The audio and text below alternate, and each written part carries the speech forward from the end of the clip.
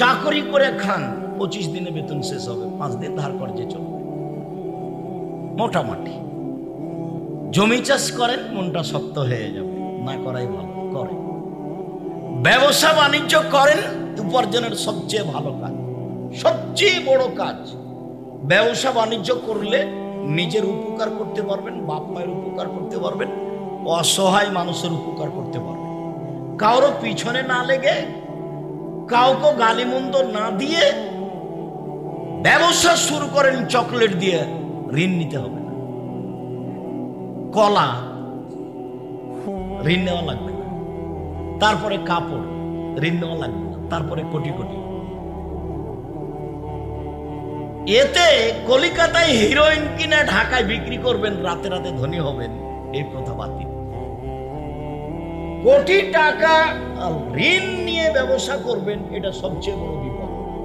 প্রত্যেক দিন সালাম ফিরার পূর্বে আল্লাহর নবী একটা দোয়া পড়তেন, যেটাকে আমরা দোয়ায়ে মাসুরা বলে জানি।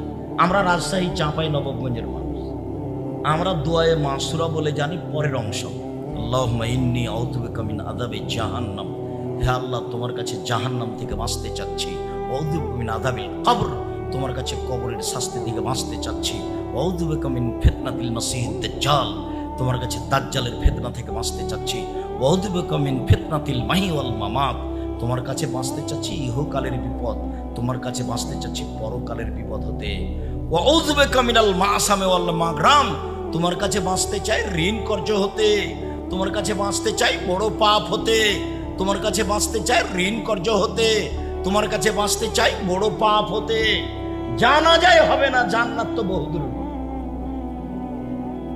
ব্যাংকে চাকরি করলে লোন নিয়ে বাড়ি করতে হবে, বউয়ের পাল্লাতে পড়েছেন, মাথায় কিছু আছে? কে আপনাকে বুদ্ধি দিল? বন্ধু বান্ধব ভুল করেছে। 24 ঘন্টার মধ্যে লোন থেকে খালি হতে হবে, জানা যায় হবে না, জান্নাত পরে। জানাজা হচ্ছে যে আহারে, ও তো ক্ষমতার বলে হচ্ছে। হুজুর তো জানাজা, আমাকে দিয়ে জানাজা করান তো দেখি কেমনে হয়। ওটা আমি মাথাতে নিয়ে আসবো না, এমন কোনো হিসাব আমার মাথাতে কোনোদিন জাগেনি। কারো কথাতে চলতে হবে, এরকম পরিবেশ আল্লাহ আমার কাছে নিয়ে আসেনি। আমি 90 সাল থেকে মাঠে আছি, ওরকম পরিবেশই আসেনি আমার কাছে। আমি আপনার মসজিদে খুতবা দিই, আপনি আমাকে 5,000 10,000 টাকা দেন। আপনি আমার মসজিদে খুতবা দিলে আপনাকে আমি 15,000 টাকা দিই। আল্লাহ ব্যবস্থা করে দিয়েছেন। কাজে আপনারটাকে হিসাব করে আমাকে দুর্বল হয়ে চলতে হবে, এরকম পরিস্থিতি আল্লাহ আমাকে 1 মিনিটের জন্য করেনি, নিয়ে যান। জামিয়া সালাফিয়া ডাঙ্গিপাড়া 40, জামিয়া সালাফিয়া রূপগঞ্জ নারায়ণগঞ্জ 100 বিঘা জমির উপরে, জামিয়া সালাফিয়া দিনাজপুর প্রায় 20 বিঘা জমির উপরে, 5,000 ছেলে মেয়ে পড়াশোনা, 5,000। এবার জানুয়ারিতে বেশি হয়ে গেছে। 300 জন শিক্ষক শিক্ষিকা শিক্ষকতা করেন। তাতে মদিনা বিশ্ববিদ্যালয়ের শিক্ষক আছেন, তাতে ইন্ডিয়ান শিক্ষক আছেন, তাতে বাংলাদেশের বড় বড় বিজ্ঞানীরা আছেন। খুব মনোবল নিয়ে শক্ত থাকবেন, পরিস্থিতি যেন আপনাকে দমাতে না পারে। কি হবে হবে, তাহলে আপনি ভুল পথে যাবেন না, পাপ আপনাকে ধরবে না। চকলেট দিয়ে ব্যবসা করবো, যা হবে হবে, ঋণ নেওয়া লাগবে না। বাপের জমি জায়গা আছে পাবনা শহরে, প্রয়োজনে 2 বিঘা বিক্রি করে কোটি টাকা দিয়ে ব্যবসা করবো। ব্যবসা বড় থেকে বড় করতে হবে, এটাই ঘুমের ঘরে ব্যবসা করতে হবে। আল্লাহ রাসূল বলছেন, পার্টনারে যদি মানুষ ব্যবসা করে, 3 জন যদি মিলে ব্যবসা করে 3 জনের টাকা দিয়ে, তাহলে 4র্থ জন আল্লাহ। এটা উপার্জনের সবচেয়ে ভালো পথ, হাদিস বুখারী মুসলিম। যদি 20 জন মিলে ব্যবসা করে, তাহলে 21 জন, 21 নম্বর হচ্ছেন আল্লাহ। এদের মধ্যে যদি একটু ত্রুটি ঢুকে যায়, তাহলে আল্লাহ বলবেন তোমরা করো, আমি গেলাম। তো একাই ব্যবসা করেন, তখন আল্লাহ রাসূল বলছেন, তাজেরা সাদেক কোন ইয়াউমুল কিয়ামা মা শুহাদা ওয়া সিদ্দিকুল আম্বিয়া, সত্যবাদী ব্যবসায়ীরা বিচারের মাঠে সিদ্দিক শুহাদা নবীগণের সাথে থাকবে। সত্যবাদী ব্যবসায়ী, এত কেন আল্লাহ রাসূল বেশি বলছেন? আরো শোনেন না, আল্লাহ রাসূল বলছেন, আর তেজারাত মালকিদুল হালাল, ব্যবসায় অনেক সময় মিথ্যে কথা চলে আসে, ব্যবসায় অনেক সময় কসম চলে আসে। ফাসুবহু বিসাদাকা, তোমরা দান করে এটা মিটিয়ে দাও। এটা একটা উপার্জনের পথ, কিন্তু আল্লাহ রাসূল কি বলেছেন? ঋণ নিয়ে কিছু করবেন না। দিন রাত আল্লাহ রাসূল ঋণ থেকে বাঁচতে চাইতেন। আহাল পরিবার খেতে পায় না, তখন ঋণ নেওয়া জায়েজ বলেছেন, নিজেও নিয়েছেন, কিন্তু সাংসারিক সুবিধার জন্য, ব্যবসার জন্য ঋণ নিতে হবে। আল্লাহ রাসূল দিন রাত তার থেকে বাঁচতে চেয়েছেন। বলছিলাম, এক, প্রতিপক্ষকে ক্ষমা করবেন, তার নাম সদাচরণ। দুই, প্রতিপক্ষের জন্য আল্লাহর কাছে ক্ষমা চাইবেন, তার নাম সদাচরণ। সে যত বড়ই অপরাধী হোক না কেন, মাফ করতে শিখতে হবে। মাফ করতে শিখতে হবে, জরুরি। জান্নাত পাবে, দামি জান্নাত ওরা, الذين ينفقون في السراء والضراء والكاظمين الغيظ والعافين عن الناس, যারা সচ্ছল অসচ্ছল অবস্থায় দান করতে পারে, এরা দামি জান্নাত পাবে। দুই, যারা মানুষকে মাফ করতে পারে। তিন, যারা রাগকে দমন করতে পারে। রাগ দিয়ে প্রতিশোধ নিতে হবে না, এটা খারাপ হয়ে যাবে। রাগ করে কথা বললে কথা এলোমেলো হয়ে যাবে, টিকতে পারবেন না, পরে অপমান হতে হবে, মানুষের কাছে ক্ষমা চাইতে হবে। রাগ উঠে গেলে বাড়ি চলে আসেন, বিছানায় শুয়ে যান, যা হবে হবে, জমি জায়গা লুটে নিয়ে যাবেন। রাগের ফল খারাপ, আল্লাহ বলছেন এভাবে। চলেন, সদাচরণ এমন একটা ইবাদত যা দিয়ে সবচেয়ে দামি জান্নাত পাওয়া যায়, সবচেয়ে দামি। আবু মালিক আশআরী রাদিয়াল্লাহু তাআলা আনহু বলেন, রাসূল সাল্লাল্লাহু আলাইহি সাল্লাম একদা বললেন, ইন্না ফিল জান্নাতে গোরাফ ইউরা যাহিরুহু মিন বাতিনিহা বাতিনুহু মিন যাহিরিহা। জান্নাতে কতগুলি দামি দামি ঘর রয়েছে, খুব উন্নত মানের পদার্থ দিয়ে তৈরি। সাহাবীগণ বললেন, লেমান হাজিহি, আল্লাহর নবী এত দামি ঘর কে পাবে? তখন আল্লাহ রাসূল বললেন, লেমান আলানাল কালামা, যার স্বভাব ভালো সে পাবে, যার চাল চলন ভালো সে পাবে। দামি জান্নাত কই বললেন না তো যে তাহাজ্জুদ পড়বে সে পাবে। এরপরে অবশ্য তিনটা বলেছেন, এক, আতামাত্তামা, দুস্থ গরিব ফকির মিসকিন যে খেতে দিবে সে পাবে। তারপরে বলেছেন অতাবা সিয়ামা, নিয়মিত যে নফল সিয়াম থাকে, বৃহস্পতিবার সোমবার, প্রতি মাসে 3 দিন, বৃহস্পতিবার সোমবার সিয়াম থাকার জন্য প্রাণপণে চেষ্টা করবে। যে কোনো মূল্যে সাহারি খান আর না খান। সাপ্তাহিক পাপ নেকি কোন 2 দিন পেশ করা হয়? বৃহস্পতিবার সোমবার। আল্লাহ নবী বলতেন যে আমার মনটা চাইতো, আমার মন চায়, আমার যখন আল্লাহ রিপোর্ট দেখবে তখন দেখুন যে সিয়াম আছে, এই না বৃহস্পতিবার সোমবারের রিপোর্ট না, আমি সিয়াম আছি। বাৎসরিক রিপোর্ট শাবান মাসে পেশ করা হয়, তো শাবান মাসে কোন দিন পেশ করা হয় তার জানা ছিল না আমাদের নবীর, যার কারণে তিনি বেশি বেশি সিয়াম থেকে গেলে রিপোর্ট ধরতেন, কবে যে হিসাব পেশ করা হবে, আবার আমি সিয়াম থাকবো না, এটা যেন না হয়, তো বেশি বেশি সিয়াম, বেশি বেশি সিয়াম। কিভাবে কিভাবে ভারত, বাংলাদেশ, পাকিস্তানের আলেম ওলামা জেনে নিলেন সেদিন নাকি 15 শাবান। তাই তারা কলকারখানা, অফিস আদালত, কোচকাটারি, শিক্ষা প্রতিষ্ঠান সবকিছু বন্ধ করে রাতে গোসল করে আতুল্লাহ মলিকে সিয়াম থাকে। আল্লাহ রাসূল এটা বুঝতে পারেন, জানতে পারেন, যার কারণে তিনি বেশি বেশি সিয়াম থাকতেন রিপোর্ট ধরার জন্য। 4, অসাল্লা বিল্লাহি ওয়ান নাস নিয়ে, মানুষ যখন ঘুমিয়ে তখন সালাত আদায় করে রাতে, রাতে তাহাজ্জুদ। এগুলো ভালো মানুষের স্বভাব, রাতে তাহাজ্জুদ করা। সবচেয়ে দামি নেকি সে পাবে যার চাল চলন ভালো। শুধু তাই নয়, জান্নাতুল ফেরদাউস সে পাবে যার চাল চলন ভালো। এক খেয়ালে চেয়ে থাকেন, আমি বলছি। উমামা বাহেলি রাদিয়াল্লাহু তাআলা আনহু বলেন, রাসূল সাল্লাল্লাহু আলাইহি সাল্লাম বলেছেন, আনা যাইমুন বিবাইতিন লিমান তারাকাল মেরা ওয়া ইন কানা মুহিক্কান। সত্য হলেও কেউ যদি তর্ক না করে, তর্ক ছেড়ে দেয়, আমি মুহাম্মদ সাল্লাল্লাহু আলাইহি সাল্লাম তাকে জান্নাতে একটা ঘর নিয়ে দেব। তর্ক আব্দুর রাজ্জাক সাহেব এটা বলেছেন, আরে না এটা বলেছেন, আরে না এটা বলেছেন। আসসালামু আলাইকুম, গেলাম, থাকেন, আমি তর্ক করতে রাজি না। এই লোককে আল্লাহর নবী একটা জান্নাতে ঘর নিয়ে দিবেন বলে তিনি দাবি জানিয়েছেন, স্বীকৃতি দিয়ে গেছে। ওবে বাইতিন ফি রাবাদিল জান্নাহ লিমান তারাকাল কিযবা ওয়া ইন কানা মাজে। কেউ যদি মজাক করে হলেও মিথ্যে না বলে, আমি মুহাম্মদ সাল্লাল্লাহু আলাইহি সাল্লাম তাকে জান্নাতে একটা ঘর নিয়ে দিব। মজাক করে হলো মিথ্যা বলা, মজাক করে বাপ মা ছেলে মেয়েকে ভয় দেখায়, চুপ থাকো জুজু বুড়ি আছে, এ আসলো, চুপ থাকো, এগুলো বলা যাবে। অন্য কথা বলে, আব্বু আসো আসো, এই জন্য আব্বু আসো, মায়ে ডাকছে, কিছুই নেই। এটা নিষেধ, এটা প্রতারণা, এটা প্রতারণা, ধোঁকা। 3 আলাল জান্নাতে লিমান হাসানা খলকাহু।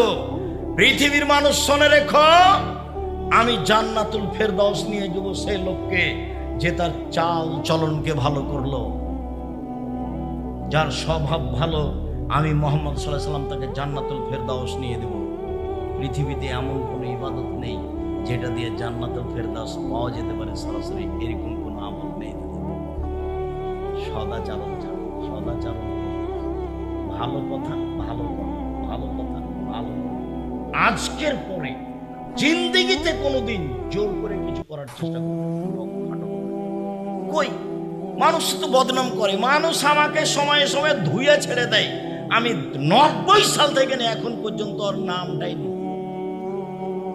নামই নিনে। যখন কেউ খুব গালি দেয়, দিতে দিতে যখন কথা বন্ধ করে, তখন আবার আমি রিং দিয়ে বলি যে ভাইজান আপনার মোবাইলে মনে হয় টাকা শেষ হয়ে গেছে। গালি মনে হয় এখনো শেষ হয়নি, আপনি স্বাদ মিটিয়ে গালি দিয়ে দেন যেভাবে আপনাকে ভালো লাগে। কোনদিন আমি তার প্রত্যুত্তর দেওয়ার প্রয়োজন মনে করি। ফেসবুকে সময়ে সময়ে আমাকে তারা ধুয়ে দিয়েছে, আমি তার নামটাই নামই নিনে। খুব বিরক্ত হয়ে একবার বলেছিলাম যে আপনাকে তো আমি মানুষই মনে করি না, তো আমি কি বাসে বসবো? খালি যখন তখন বলে আসেন, বাসে বসেন, আসেন, এখানে এই বলতে থাকে, বলতে থাকে, বলতে থাকে। একদিন বলেছি ভাই আপনাকে তো মানুষই মনে করি, আমি কি দিয়ে আপনার সাথে বসবো? প্রতিশোধ নিয়ে জীবনে কারো প্রয়োজন নেই। প্রতিশোধ নিয়ে মানুষকে দমিয়ে, ক্ষমতা দেখিয়ে, তারপর দেখিয়ে, জেল হাজতে দিয়ে, অপমান করে কিছু করা যায়, এই হিসাব ভুল। নরম হন, মানুষে ভালোবাসবে, আল্লাহ ভালোবাসবেন, জান্নাত পাওয়া যাবে। তার নাম ভালো চাল চলন, তার নাম জান্নাতুল ফেরদাউস। মনে রাখবেন, পৃথিবীতে এমন কোন ইবাদত নেই যার বিনিময়ে জান্নাতুল ফেরদাউস সদাচরণ ছাড়া।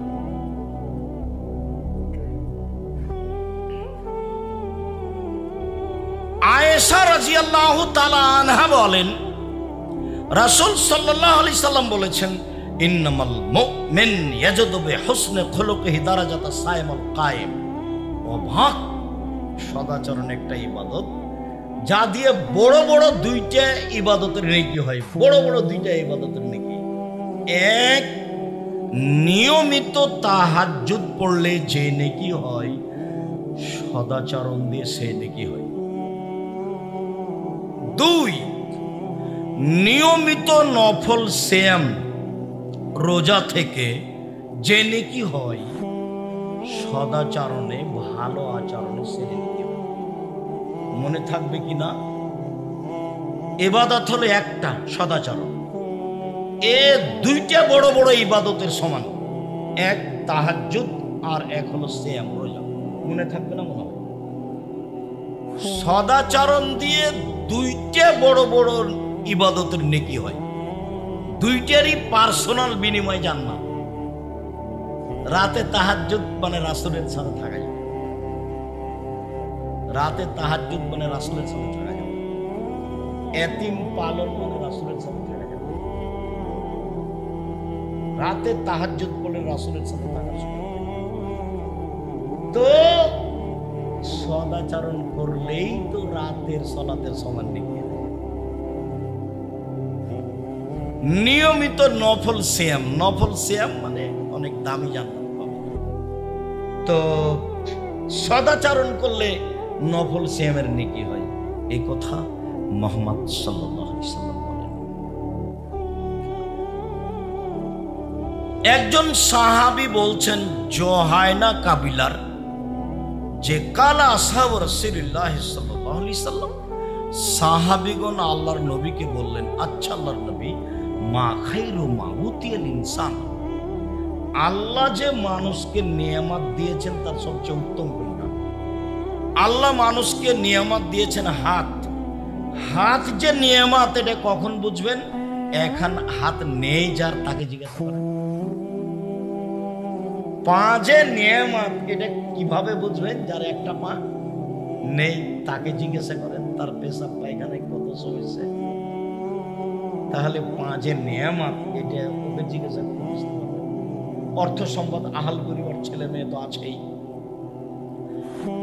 তো রাসূল সাল্লাল্লাহু আলাইহি সাল্লামকে বলা হলো সবচেয়ে উত্তম নিয়ামত কোনটা? তখন আল্লাহ রাসূল বললেন, আল খুলুকুল হাসান, সবচেয়ে উত্তম নিয়ামত আল্লাহর পক্ষ থেকে ভালো আচরণ। কারো বদনাম করে দিন কাটাবেন না। গীবত এমন ভাবে আজকে উঠবেন যে গীবতের মুখে পেশাব করে দিলাম, জিন্দেগিতে গীবত করবো না, যা কিছু আমার অর্থ সম্পদ বদনাম করে লুটে নেক তাতে আসে যায়। হিংসা করবেন না, আরেকজনের উপরে হিংসা করে নিজে ক্ষতিগ্রস্ত হবেন না, এই আচরণ ভালো নয়। হিংসা এমনিতে জন্ম নেয়। এক হুজুর আর এক হুজুরের সাথে কথা বলে, শয়তান পাগল করেছে হুজুরকে। আমি বলছি মওলানা সাহেব আসেন জামিয়া সালাফি বক্তব্য দেওয়ার জন্য, তা হাসছে, বলছে আপনি আসতে পারবেন না। আবার হাসছে, তখন বলছি আপনার বাপও পারবে। চাঁপাইনবাবগঞ্জের মানুষ তো আমরা, বলে আমাকে ডাকেন, এখনই ডাকেন, এখনই চলে যাবো। এইভাবে হিংসা পাতাই পড়ি না, ওকে ছিঁড়ে দিয়েছে।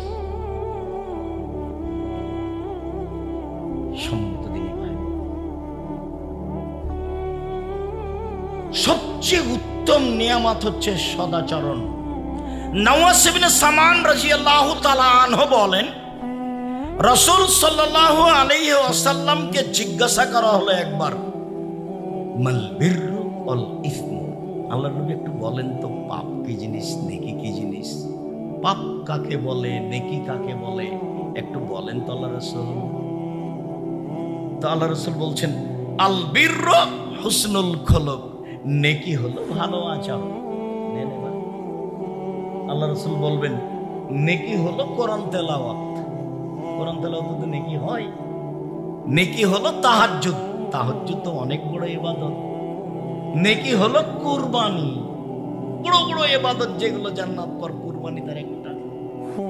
আল্লাহ রাসূল এগুলো বলবেন। তো জিজ্ঞাসা করা হলো নেকি কি জিনিস, আল্লাহ নবী উত্তরে কি বললেন? সদাচরণ, ভালো আচরণ। মনে থাকবে না মনে হয়? হাদিস বুখারী মুসলিম। উত্তর হলো সদাচরণ, ভালো আচরণ। ভালো আচরণ কি জিনিস? সাওবান রাদিয়াল্লাহু তাআলা আনহু বলেন, রাসূল সাল্লাল্লাহু আলাইহি সাল্লাম বলেছেন, মান সাররাহু আয়ুনসালাহু ফি আসারিহি ওয়া ইবসাতু লাহু ফি রিজকিহি। পৃথিবীর মানুষ শুনে রেখো, যে চায় যে তার বয়স বেশি হয়ে যাক, আরো কিছুদিন বেঁচে থাকে, এটা যে চাই যে টাকা পয়সা তার রুজি বেশি হয়ে যাক, যে চাই ফল এসেল রাহেমাহু, সে যেন সদাচরণ করে। সদাচরণ করলে টাকা বেশি হবে, সদাচরণ করলে বয়স বেশি হবে। হাদিস বুখারী মুসলিম। আমি বলিনি, এই জিম্মেদারি আমার নয়, এই কথা মুহাম্মদ সাল্লাল্লাহু আলাইহি ওয়াসাল্লাম বলেছেন। জাতির যদি রাস্তাঘাট করে দিতে না পারি, জাতির যদি স্কুল কলেজ করে দিতে না পারি, জাতিকে চূড়ান্ত সঠিক ধর্ম দিতে পারবো ইনশাআল্লাহ। ধর্মের ব্যাপারে জাতিকে ফাঁকি দিয়ে পরকাল হারাতে রাজি নয়। সকাল হতে হতে বড় ভাইয়ের হাত ধরে ক্ষমা নেবেন আপনি। গন্ডগোল আপনার বড় ভাইয়ের কারণে হয়েছে, ক্ষমা আপনাকে নিতে হবে।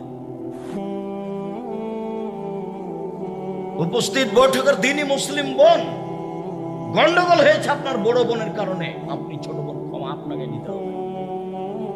গন্ডগোল হয়েছে আপনার বড় জায়ের কারণে, যা বুঝলাম না, দুই ভাইয়ের স্ত্রী দুজন যা গন্ডগোল বড় জায়ের কারণে হয়েছে, এ কথাই ঠিক। আপনি ছোট যা, আপনাকে সকাল হতে হতে হাত ধরে ক্ষমা নিতে হবে। হাদিস বুখারী মুসলিম, আল্লাহ নবী এটাই বলেছেন। একদিন এক সন্ধ্যায় মানুষের সাথে কথা বন্ধ করে কাটাবেন না, মানুষের সাথে খারাপ আচরণ দেখে কাটাবেন না। একদিন দেখেছিলেন বয়স 40, এখন দেখছেন 60, তারপর দেখবেন একদিন নেই। অল্প দিন বাঁচতে এসে মানুষের খারাপ আচরণ করে বাঁচবেন না, এটা খুব ক্ষতিকর। বিচারের মাঠে নেকি দিয়ে বুঝিয়ে দিতে হবে সব। তখন তোর টাকা পয়সা থাকবে না, তখন তোর হাত ধরে ক্ষমা নিতে পারবেন না, ভাইজান ভুলটা হয়ে গেছিল, আমাকে মাফ করেন, এটা তোর বলতে পারবেন না। তো কি দিয়ে এটা পরিশোধ হবে? কি দিয়ে? নেকি দিয়ে। যদি নেকি না থাকে তাহলে ওর পাপ নিতে হবে বিচারের মাঠে। এভাবে বিচার, হাদিস বুখারী মুসলিম, এভাবে রাসূল সাল্লাল্লাহু আলাইহি ওয়াসাল্লাম বিচার করেছেন। ওযু করে 2 রাকাত সালাত আদায় করলে জান্নাতে নবীর আগে আগে হাঁটার সুযোগ হবে। আল্লাহর নবী সকালে বেলাল রাদিয়াল্লাহু তাআলা আনহুকে বললেন, বেলাল, আমি যতবারই জান্নাতে ঢুকি দেখি তুমি আমার আগে আগে হাঁটো, বলো তো বেলাল কি কারণ?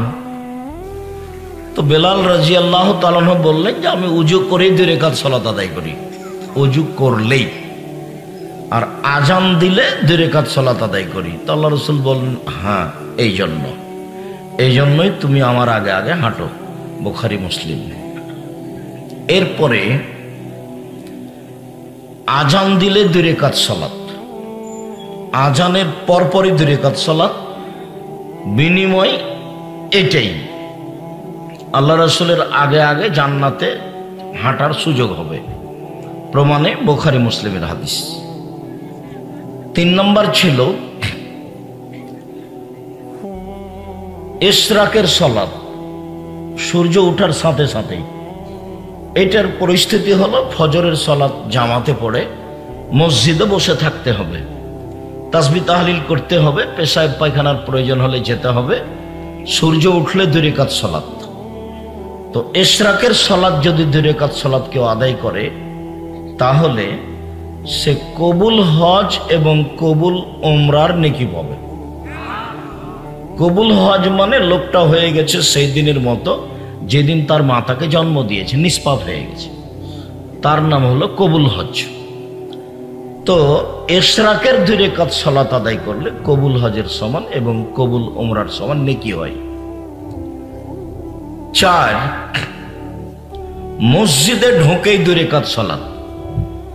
আল্লাহ বলেছেন কোরআন মাজিদে যে মসজিদ হলো আল্লাহর ঘর। তো আল্লাহর ঘরে বসতে হলে ওর কাছে অনুমতি নিতে হবে।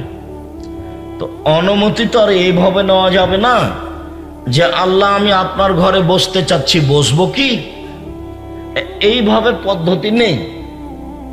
তো পদ্ধতি হলো এই যে ঢুকে যদি বসতে চাও তাহলে 2 রাকাত সালাত আদায় করতে হবে। হাদিস বুখারী মুসলিম, আবু দাউদ, নাসাই, তিরমিজি, ইবনে মাজাহ, বাইহাকি, দারমি, দাইলামি, দারকুতনি, সুবিনে হিব্বান, সুবিনে আওয়ানা, মুসনাদ হাক, মুসনাদ বাজার, মুসনাদ আহমদ, মুসনাদ ইয়ালা, যত হাদিস গ্রন্থ আছে সবটাতে আছে। মসজিদে ঢুকে বসা যাবে না, বসলে অনুমতি নিতে হবে, নইলে দাঁড়িয়ে থেকে কোনো কাজ করে চলে যেতে হবে।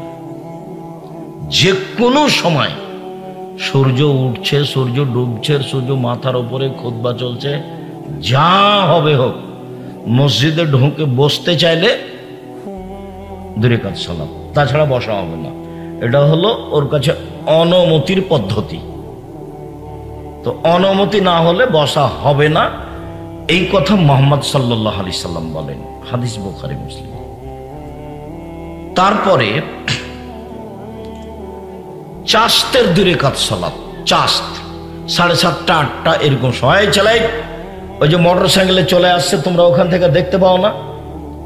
ওখান থেকে একটু তাকে ধীরে বা স্টার্ট বন্ধ করে বা মোটর সাইকেল ঠেলে নিয়ে আসতে বলো শেষ পর্যন্ত। আমি ওটা ঠেকাবো? পাহারা দিচ্ছে, তোমরা প্রোগ্রাম ডেকেছো কেন? আমি কি তোমরা বাদাম খাবার আমি কথা বলবো এটা তুমি মনে করলে? আমি কাহিনী বলতে এসেছি। অতএব তোমরা আবার পাড়ার ছেলেরা ওইদিকে দাঁড়াও, মধ্যে দাঁড়াও, ওইদিকে দাঁড়াও, পরিবেশ একবারে যেন পিপিলিকা এদিক ওদিকে যেতে না পারে এরকম হিসাব করে দাঁড়াও। আর যারা মোটর সাইকেল স্টার্ট দিয়ে যাচ্ছেন তাদেরও একটা ইতস্তবোধ থাকা দরকার যে আমি এখানে আল্লাহ এবং আল্লাহ রাসূলের হাদিসের অনুবাদ করছি, আপনি এই বৈঠকের পাশ দিয়ে স্টার্ট দিয়ে চলে যান কিভাবে? বিদ্যা তো নেই, বুদ্ধিও কি নেই? একটু করে খান তো। মাছ দিয়ে ভাত খেলে তো কাঁটা ফেলে খান, কাঁটা সহ তো খান না, তার মানে একটু বুদ্ধি আছে। তো বিদ্যা দিয়ে কাজ না নিতে পারলে তো বুদ্ধি দিয়ে তো নিতে হবে। বিদ্যা ভিন্ন জিনিস, বুদ্ধি ভিন্ন জিনিস। একটা মূর্খ মানুষেরও বুদ্ধি আছে। চাস্তের সালাত 2 রাকাত আদায় করলে সুবহানাল্লাহ বলে যত নেকি হয়, আলহামদুলিল্লাহ বলে যত নেকি হয়, লা ইলাহা ইল্লাল্লাহ বলে যত নেকি হয়, সুবহানাল্লাহ বললে যত নেকি হয়, ভালো কাজের আদেশ করলে যত নেকি হয়, মন্দ কাজের নিষেধ করলে যত নেকি হয়, সব মিলে যত নেকি হয়, চাস্তের 2 রাকাত সালাত আদায় করলে তত নেকি হয়। তারপরে ছিল আওয়াবিন, 10:30টা 11টার সময়। 10:30টা 11টার সময় এই সালাতের নাম হলো আওয়াবিন। মাগরিবের পরে যে 6 রাকাত পড়া হয় তার নাম আওয়াবিন। এটা মিথ্যা কথা, এটা নবীর উপরে অপবাদ। মাগরিবের পরে 6 রাকাত পড়ার প্রমাণে হাদিসটি জাল, মানুষের বানানো। মানুষের বানানো প্রায় 3 লক্ষ হাদিস আছে, আমার কাছে আছে 10,000।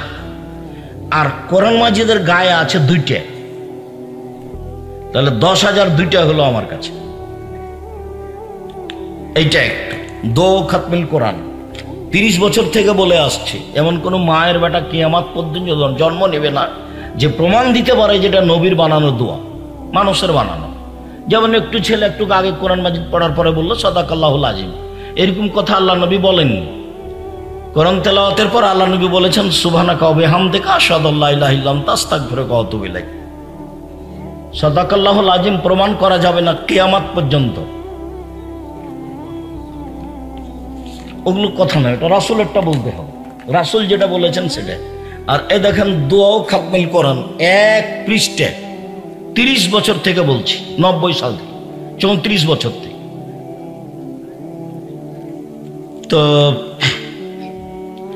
আওয়াবিন সালাত যদি আদায় করে তো আল্লাহ রাসূল বলছেন চাস্তের সালাতে যত নেকি হয়েছে আওয়াবিনে তার চেয়ে ইসিম তাবজিদ দিলে অনেক অনেক অনেক বেশি নেকি হবে।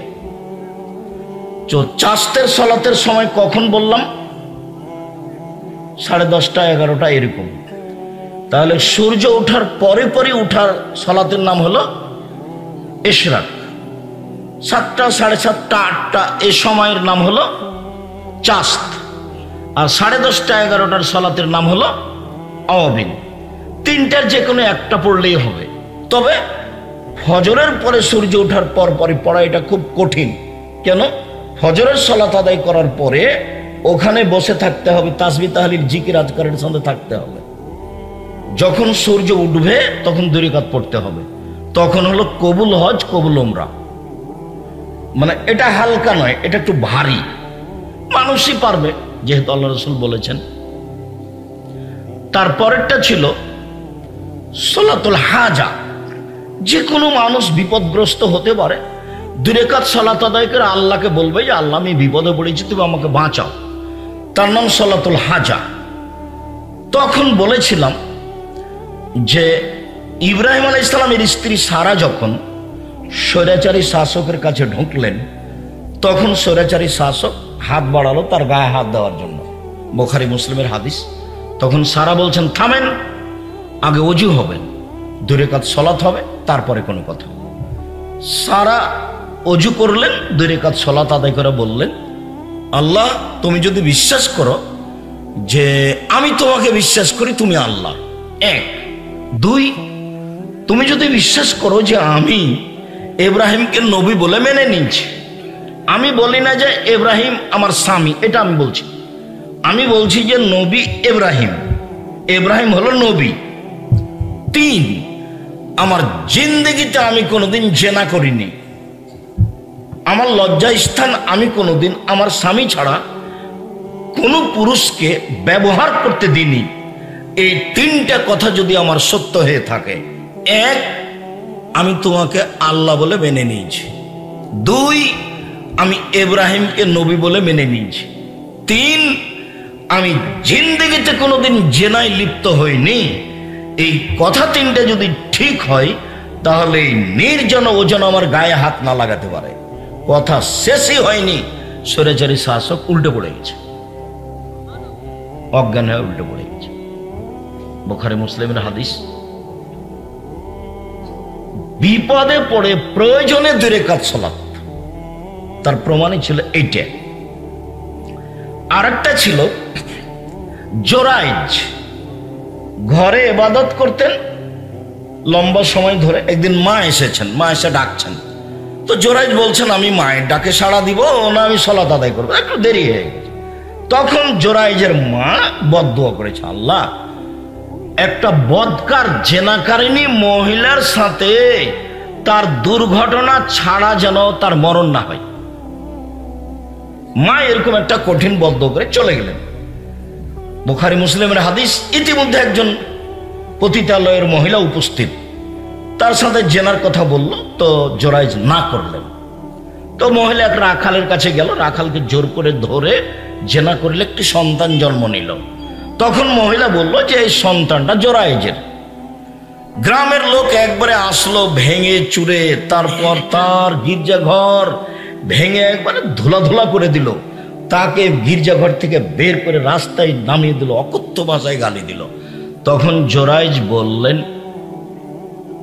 জোরাইজ 2 রাকাত সালাত আদায় করলেন।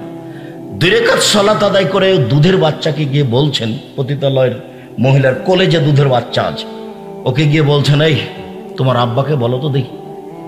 তখন ওই দুধের বাচ্চা বলছে আমার আব্বা হচ্ছে রাখাল, গরু রাখাল। হাদিস বুখারী মুসলিম। তো জোরাইজ 2 রাকাত সালাত আদায় করে এই বিপদ থেকে বাঁচতে চাইলেন, তার নাম হচ্ছে সলাতুল হাজা। যে কোনো প্রয়োজনে, যে কোনো সমস্যায়, ছোট হোক আর বড় হোক, 2 রাকাত সালাত আদায় করে সালাম ফিরে হাত তুলে দোয়া করেন, বা 2 রাকাত সালাত আদায় করে আল্লাহকে কিছু বলেন, আল্লাহ দিবেন, উনি দেওয়ার জন্য প্রতীক্ষমান আছেন, তার নাম সলাতুল হাজা।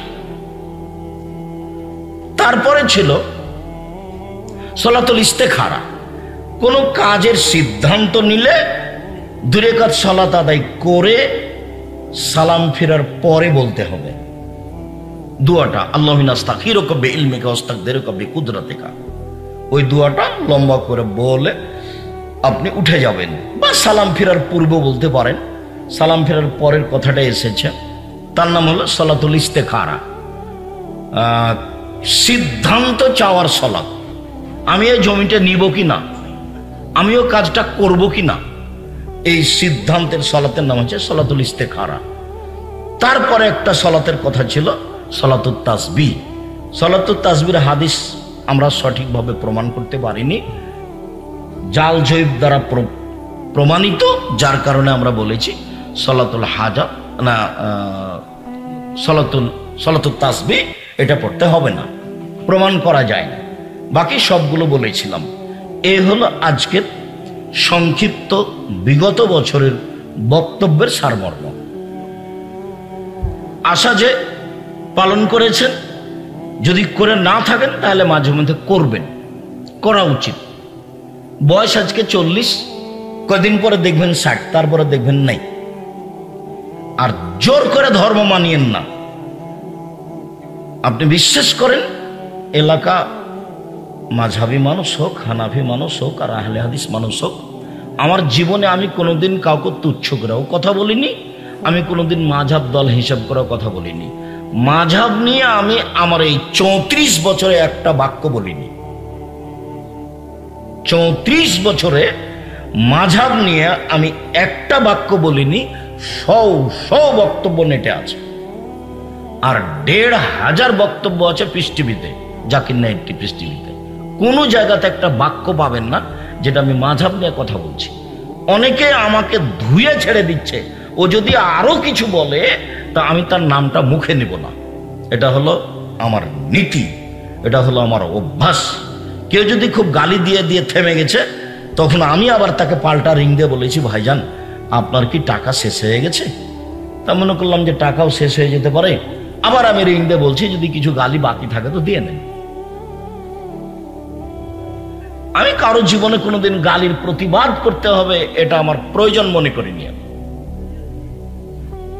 সে যে যাই বলুক, তাকে হিসাব করতে হবে, তাকে নিয়ে ভাবতে হবে, তার ব্যাপারে দুটা কথা বলতে হবে, এরকম আমি 1 সেকেন্ড ভাবিনি জীবনে। আর 1 মিনিটের জন্য কোথাও আমাকে নত হওয়া লাগেনি, আলহামদুলিল্লাহ। আর যা বলবো সেটুকু কোরআন এবং সহিহ হাদিস দিয়ে সাজানো আছে, 19-20 নয়। তবে আমি মানুষ। আজকের প্রথম অংশ হলো এই। দ্বিতীয় অংশ, ওই যে যারা হাঁটছে তোমরা কি করছো, তাদেরকে বসার জন্য বলো। একটু বিবেচনা বুদ্ধি তো বিবেক তো নেই। এসেছে বাজার করতে, আবার বাজার করা শেষ হলে চলে যাচ্ছে। এক একটা বাক্যের মূল্য কোটি টাকা। বাক্যগুলো মোহাম্মদ সাল্লাল্লাহু আলাইহি ওয়াসাল্লামের মুখে। ইতস্তবোধ আছে, হিসাববোধ আছে কি নির্বাচন যে আপনার মতো আসবে না, আপনার মতো চলে যাবেন? মনে রাখবেন, আমি আব্দুর রাজ্জাক বিন ইউসুফ যদি কোনোদিন আসি, অন্তত 10 কিলোমিটার আশেপাশে যত দিনী ভাই বোন আছেন সবাই আসবেন। আপনি তো আসবেন, হিন্দুকে আসতে হবে।